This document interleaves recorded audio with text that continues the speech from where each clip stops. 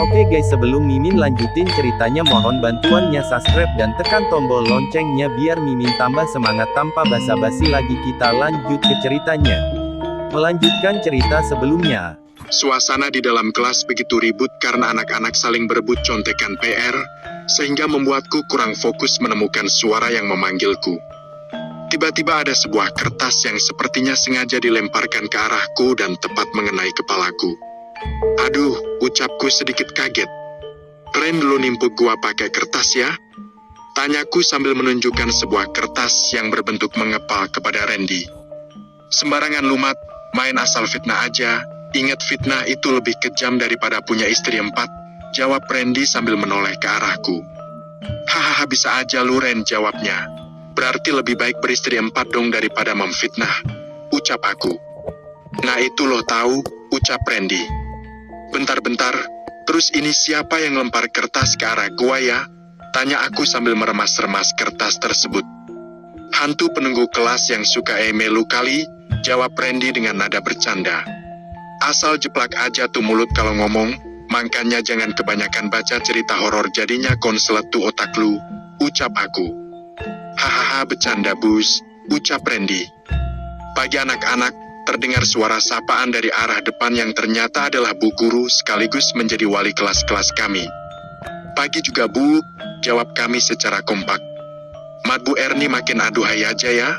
Lihat tuh bodinya. Aduh, bikin otak gua traveling, bisik Randy sambil menunjuk ke arah Bu Erni.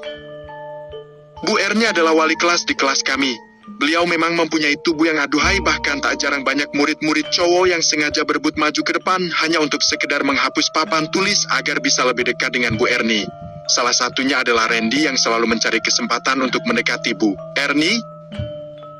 Hast istighfar Ren, ya kali wali kelas juga lumbat. Emang om selu Ren otak mesum, ucapku sambil sedikit mencubit lengan Randy. Sakit-sakit Mat, main asal cubit aja lu, ucap Randy sambil merengek kesakitan. Bu Guru pun menoleh ke arah murid-muridnya, lalu berkata, anak-anak, sebentar lagi kalian akan menghadapi ulangan akhir semester yang menentukan kalian naik atau tidaknya. Ibu harap kalian belajar dengan rajin supaya bisa naik ke kelas 3. Randy pun langsung menyahut, gak apa-apa Bu, gak naik kelas juga kalau wali kelasnya kayak ibu mah Randy bakalan betah. Hei, sialan nih Randy kalau ngomong main jeplak aja, gumamku dalam hati. Kenapa gua bisa berteman dengan nih bocah koplak? Hadiah malu-maluin aja. Hahaha, bener Bu, saya juga, timpal murid cowok yang lain terhadap ucapan Randy. Ibu Guru pun sedikit tersipu malu dengan gombalannya Randy. Sambil menepuk-nepuk meja, Ibu Guru pun berbicara, sudah diam-diam jangan ribut. Kami pun melanjutkan pembelajaran hari itu sampai akhirnya bel pertanda pulang sekolah pun berbunyi. Kri-iri-iri. Kri-iri-iri. Asik, sudah waktunya pulang nih, ucap Randy sembari membereskan alat tulisnya. Seketika Siska langsung menghampiriku. Cie-cie ayang bebuda dateng tuh, ucap Randy sambil melirik ke arah Siska. Aku pun menyikut Randy, apaan sih lu Randy, ngeledek aja. Mat, maafin gua ya, ucap Siska sembari sedikit terkekeh. Lah kok minta maaf, jawab aku. Ya, sebenarnya tadi yang ngelempar lu itu gua Mat. Tadinya gua mau nyamperin elu tapi keburu wali kelas masuk, ucap Siska menjelaskan. Tuh bus, bukan gua kan yang ngelempar kertas itu, ucap Randy sembari menepuk bahu aku. Plak. Sakit goblok, hobi banget lo ya mukul gua, ucap aku sambil mengelus-elus bahu. Hehehe, Siska pun sedikit tertawa dengan tingkah kami berdua. Sudah jangan ribut, ucap Siska melerai kami berdua. Mat, pulang bareng yuk, ajak Siska. Gua diajak enggak nih, ucap Randy. Ah lu, main nyempal aja, ucap aku. Hihihi, tawa Siska kembali melihat tingkah konyol kami berdua. Kalian itu lucu ya, ucap Siska. Lucu apaan? Yang ada gua hampir stres temenan menih memedi, ucapku sambil melirik ke arah Randy. Memedi, gua manusia kali, ucap Randy sedikit kesal. Ya udah, ayo kita pulang bareng, supir gua udah nungguin tuh di depan gerbang, ucap Siska. Aduh, enggak Yuas. Sebelum aku menyelesaikan perkataanku, Randy pun langsung bangun dan menarikku. Ayo Mat, gak baik nolak kebaikan orang lain. Lagian lumayan kan hitung-hitung dapat tumpangan gratis, ucap Randy. Emang bener-bener ngeheni bocah apa gak punya malu kali ya, gumamku dalam hati. Akhirnya aku dan Randy naik ke dalam mobilnya Siska dan diantarkan pulang sampai depan kosan. Setelah sampai di depan kosan, aku dan Randy mengucapkan terima kasih kepada Siska dan Pak Anton sopirnya Siska. Makasih ya Sis, makasih ya Pak udah mau mengantarkan kami pulang jadi ngerepotin, ucapku sambil menggaruk kepala belakang. Santai aja Madren, kalian kan temen gua satu kelas, lagian arah pulang kita juga searah, ucap Siska. Sis, lo gak mampir dulu nih, ucap Randy sambil menunjuk ke arah kamar kosan. Gimana ya? Bukannya gua gak mau sih tapi kayaknya next time deh, ucap Siska. Randy pun berbisik di telinga aku. Mat, lu tawarin mampir dong, siapa tahu kalau lu yang nawarin dia mau.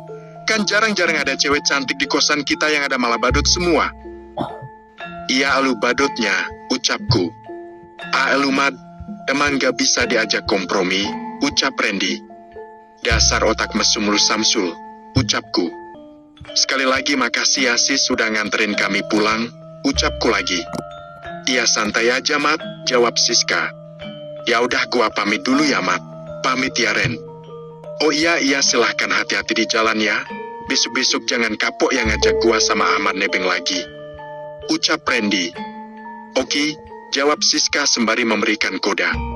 Aduh emang bener somplak nih bocah beneran gak tahu malu, gumamku dalam hati sambil menepuk jidat. Mobil Siska pun perlahan pergi menjauh, dan kami pun masuk ke dalam kosan. Di dalam kamar kos. Mat kayaknya Siska suka eme lu deh. Emangnya lu gak ngerasa gitu? Dari cara dia bersikap eme lu si Fix emang bener suka, ucap Randy sambil memainkan gitar akustik. Kok tiba-tiba lu jadi mbah dukun bisa menerawang pikiran orang lain, ucapku. Serius dong Maat, ucap Randy.